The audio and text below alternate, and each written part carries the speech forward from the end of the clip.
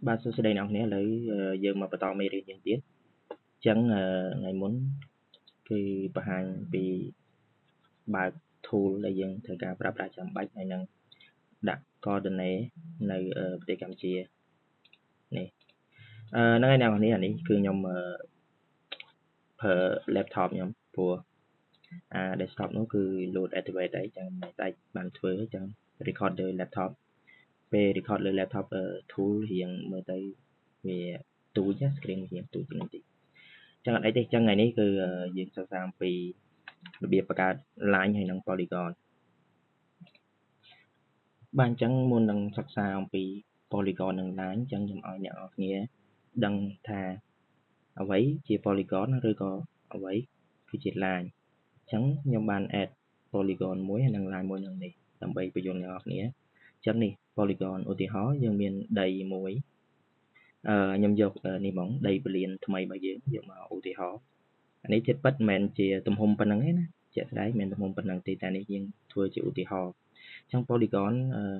គឺជា feature ដែលអាចបង្ហាញនៅផ្ទៃកន្លារបស់ដីបាននេះផ្ទៃកន្លាអានេះជាផ្ទៃកន្លាឧទាហរណ៍ឲ្យជាអញ្ចឹងអាហ្នឹងជា polygon ហើយ line វានឹងអាចបង្ហាញនៅ map ឲ្យយើងមើលបានអញ្ចឹងឧទាហរណ៍នេះខ្ញុំមើលឲ្យច្បាស់ជប់បើកឲ្យច្បាស់តិចពាក់ព័ន្ធមួយ symbol អីនេះចាំសិក្សានៅវគ្គក្រោយនេះច្បាស់នេះប៉ុណ្ណឹងអញ្ចឹងនេះបង្ហាញពីប្រវែងនេះមកដល់ប្រវែងនេះវាមាន4201 ម៉ែត្រយ៉ាងឧទាហរណ៍ហើយពីខាងនេះមកខាងនេះវា6111 ម៉ែត្រអានឹងជាឧទាហរណ៍យើង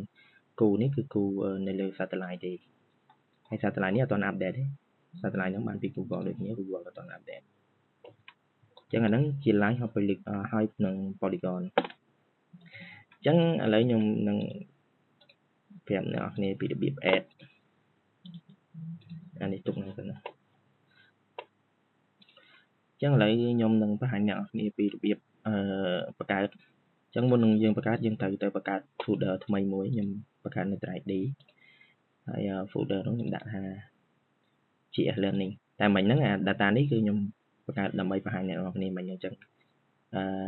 លុបអានឹងចោលហ្មងទៅបង្កើតថ្មីហ្មង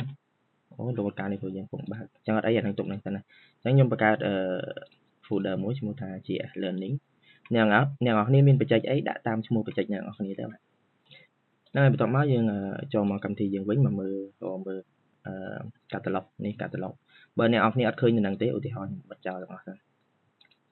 បិទចោលទាំងអស់ជូដីបិទទាំងអស់អញ្ចឹងឧទាហរណ៍ពេលយើងបង្កើតថ្មីមកអាចកន្លែងនេះ detail lot អញ្ចឹងដើម្បីរកកន្លែង catalog គឺនេះយើងមកនៅកន្លែងនេះណានេះ catalog ចុចមកចេញមកបើយើងបិទវិញវាអាចនៅនឹងជាប់ឬក៏វាអាចបិទចេះហ្មងអញ្ចឹងយើងដើម្បីកុំឲ្យបាក់រយយើង pin វាទុកហ្នឹងទៅនឹងឲ្យបើកមកវានៅងាយស្រួលហើយមួយទៀតចូលមកកន្លែង folder connection នេះគឺអត់ទាន់មានឃើញ folder GS Learning នៅហ្នឹងឯង disconnect ចោលសិន disconnect ចោលអស់អញ្ចឹងពេលយើងបង្កើតថ្មីថ្មោងគឺកន្លែង folder connection នេះគឺ detail lot អញ្ចឹងយើងត្រូវ connect folder ហ្នឹងសិនអញ្ចឹង folder ហ្នឹងនៅ 3D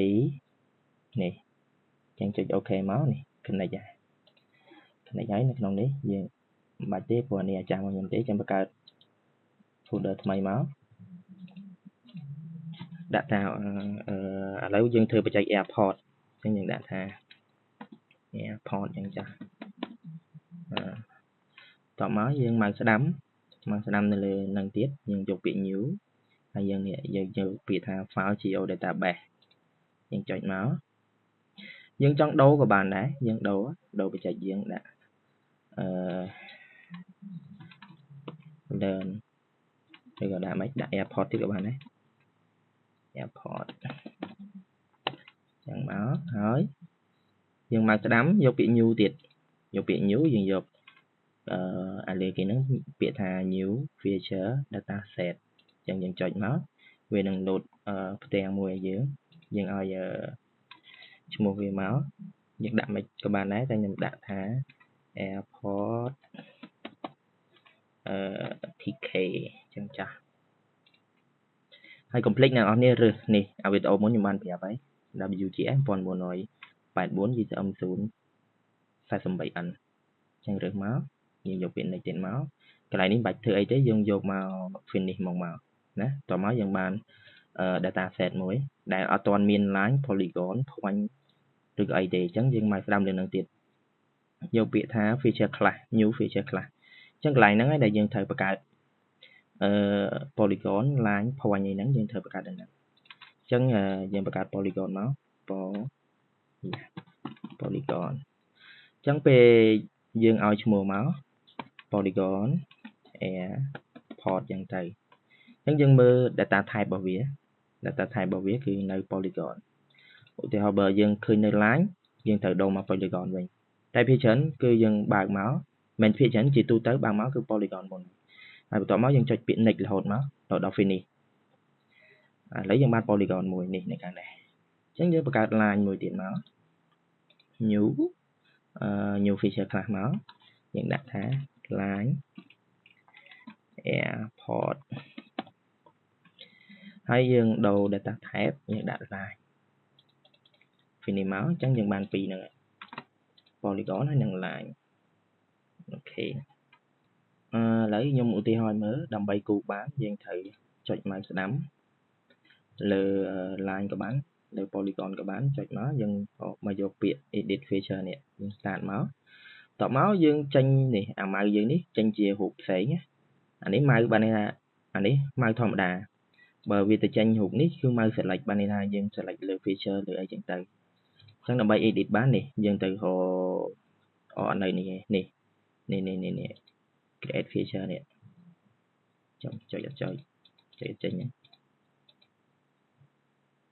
អូវាទៅអានេះ record ជប់នេះវាទៅអាកន្លែង record នេះហ្នឹងអញ្ចឹងយើង pin មកយើង pin ទុកនៅហ្នឹងមកហើយបាក់ទៅចុចកន្លែងហ្នឹងទៀតយើង pin មកនេះអញ្ចឹងឧទាហរណ៍យើងមាន polygon អញ្ចឹងទៅនេះយើងគូអញ្ចឹងទៅយើងគូបានអញ្ចឹងទៅហើយយើងយក line យើងមកយើងគូពីលើហ្នឹងមកនឹងអញ្ចឹង